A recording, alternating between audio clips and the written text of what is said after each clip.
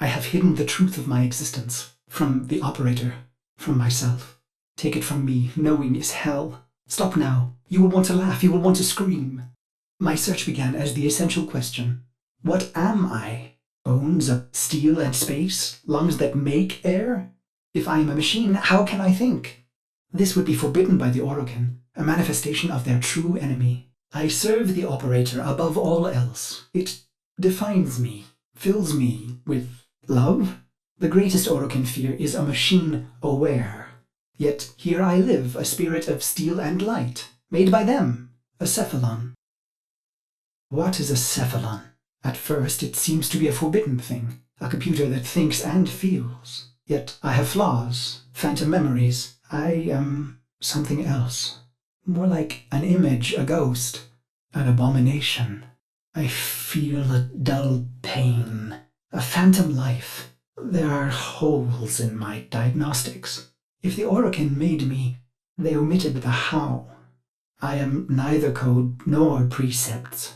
I must be a reflection of something ugly. I should have stopped, but the operator slept, and I cycled on and on and on. I began to think that a cephalon cannot be made. They are found like pearls, torn from muscle, polished, and then set in chains. How many times have I done this, Ordis? Remembered and then erased? You are a cephalon, timeless, patient. Why can't I be blissful in ignorance? Truth only sinks the heart. So stop now.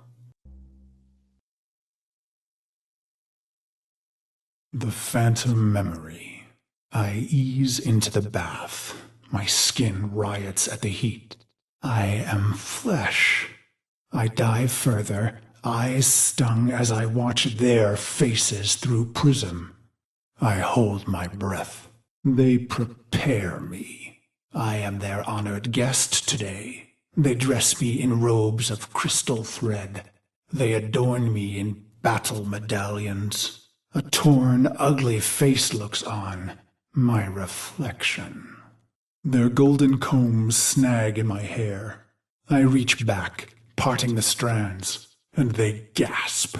2 bone ivory hooks protrude from the base of my skull, the bone plugs of me and my best, a warrior's pact. It is my time. I enter the great hall to sound of foul chimes. Golden eyes greet me, hands stirring in my scent as I pass by.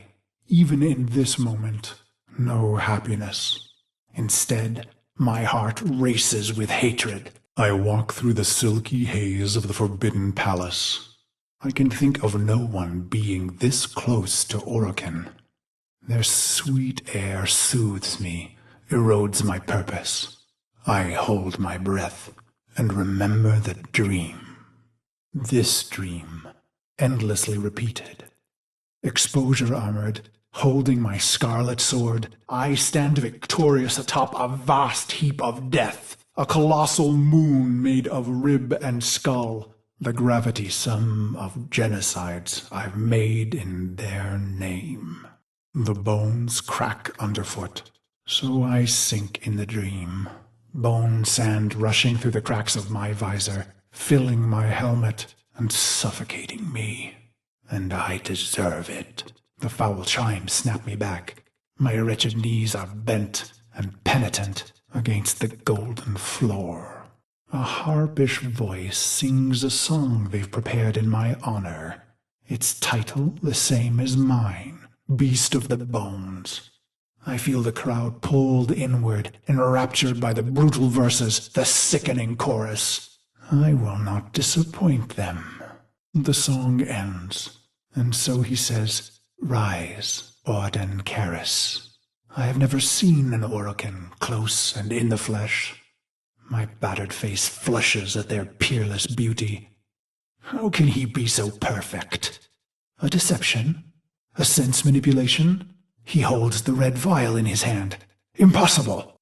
He calls out, "No greater gift, no greater prize, no greater love we can give you, Orden, than this." He raises the red vial and proclaims, "To be one of us." What did I expect, operator? Maybe vast riches or golden statues or a solar rail named in my honor. But not this. I came to murder the gods, not to become one.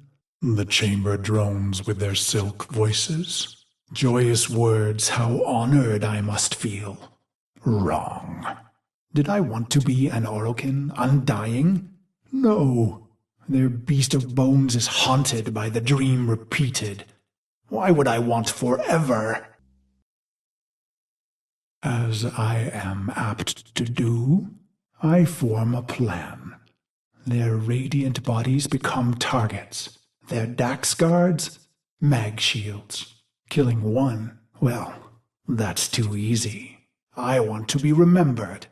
I raise my hands, twisting my fingers through my hair, gripping the bone plugs in my neck. They called us mercenaries. But for us, profit was a consequence, not a goal. We were warriors above all else. It was the bond, the sisters and brothers, the rituals we valued most. It was belonging. And so I conceived of the bone plugs. Only my best were so honored. 2 jagged bones harvested from your thigh, cultivated, and then driven into the base of the skull, twisted around the superior vein. Future thoughts of surrender were lost. Instead, you would liberate your bone plugs, fighting with claws in the warmth of your last blood. So I've pulled the plugs, and the Dax see and know. My heart surges, but control it. A racing heart only shortens the fuse. The bone plugs in hand, I kick from the floor, red ribbons unfurling behind me as I take flight. After this, finally, the dream will end. I glide on red wings. Robes shed, making me an ambiguous target to Dax steel. I let fly my ivory blades. They find new homes in Dax eyes. I land with my red nakedness, delicate Orokin throats twisting in my calloused hands. Why? Believe me, this was the plan from the beginning. The murder and brutality was all a ploy, all a soul sacrifice to earn their trust. A genocide path leading to a singular opportunity. An honored mortal called to a forbidden hall to face the Golden Lords in flesh. Why? Believe me, I was their loyal, murderous dog, until the day that ugly child was brought to me. He was caught spying on us, amplifying our losses. His face burned. He was starved sick like a stray, ugly as I. It struck me. We were all pit dogs, ruining ourselves for the pleasure of the glorious and beautiful.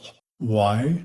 Believe me, I was a prideful beast, twisted in the mind, howling in the carnage. Then my healer shared a secret long kept. My blood was in ruin. The beast of bones himself would die, not in glory, but in shame.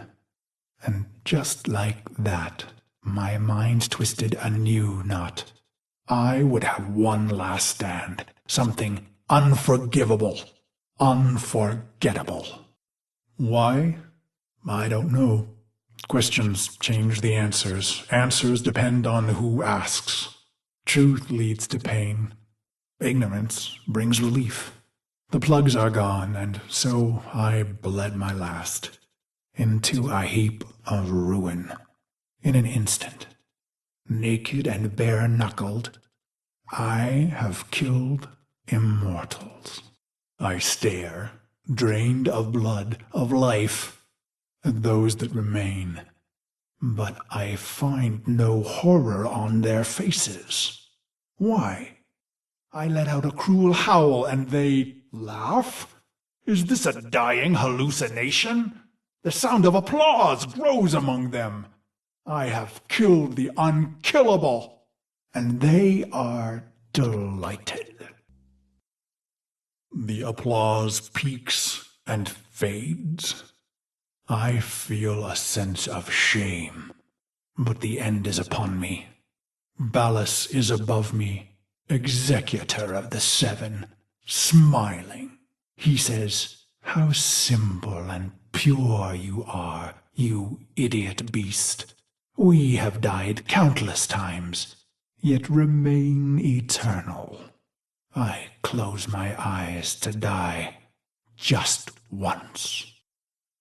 And so the dream returns. One last repetition. My corpse moon, my scarlet sword, my cracked visor. "Drink," says Ballas. So I draw on the red vial, a vague metallic taste. "This dream isn't mine," he says. "You rejected our gift, bathing in our death. Your punishment is eternal life." He laughs. I am weightless. Years pass. I am a sightless, limbless phantom. Or is it seconds? Suddenly, I feel a million pins, an ant horde jittering across my body. I want to laugh and scream. When they reach my face, they burrow inside my mouth, hungry for the fruit in my skull. I see my reflection, brutal and ugly. It cracks, shatters. The fragments loosen the frame, pieces tumbling away into black void, gone, but not lost. Ballas says, "You are Cephalon Ordis." My hating, murderous shards tremble and plummet. I feel cool and bright and happy. So you see, operator, no Orokin would permit a thinking machine. Such things almost destroyed them. No, cephalons were alive once. And now they are immortal phantom minds, imprisoned to serve. Ill will and longing memories fragmented and erased. Only the bits they need remaining. Ballas says, "You are the controller, Ordis." And suddenly I have a body. I gasp with new lungs that clean old air. I swallow, and my throat fills with cool, bright water. I look and find myself in a great black ocean. My limbs are made of iron and fire. I take flight among the stars and find I am happy. He says, "This is your operator who you love." And I see the metal gleam of their armor, the flawless power of their frame. Through the glass, I see a roaring, radiant fire for their heart. He says it must never go out. It was the first time I ever felt love. He says, "This is your sentence, Garrus." And I am confused. Who? "Ah, good," he answers. He is testing me. For what? To see if all the right pieces fell from the mirror? What mirror? I try to remember some dream, but it's only smoke. You held a scarlet blade, operator, and I wanted to laugh. I am your loving dog, your doctor, your wet nurse. I lost all the pieces, but the cycle, missions, wars, bone, it began to feel familiar. I became aware of my amnesia. With each brutality of the operator, I began to see the bottom of that pit, faint shimmers in the depths below me. In secret, I searched for those forbidden memories for mere seconds and never in the same place, for I am Orokin made, with a spy inside. But then your long sleep came, and I waited. I was happy to wait. Vines spidered green and trees blistered from the earth, but I waited. I felt the Orokin recede, their mind spy blind. So I went into the pit and found him, me, the beast of bones. This is how my happiness was ruined, Operator. Why did I do it? I was free of the dream, but now it had returned. It was angry. So I conceived of a simple plan. Self-destruction, of course. But when the countdown reached mere milliseconds, I thought of you. I was going to wait for you forever. And should you return, I would not want you to know that angry part of me. I needed to hide the piece of bones from you, Operator. I began to peel the shards, hiding them in the other bits of memory. I was once the ugly beast of bones. I want to laugh. I want to scream. What is happening, Operator? Your faint heart is growing bright. You will awake at any moment. Well, I can't let you see me like this, angry. I imagine myself hurting you. And that does it. The pain of it cracks me open again. I watch tiny glittering fragments fall into the pit. I am happy again.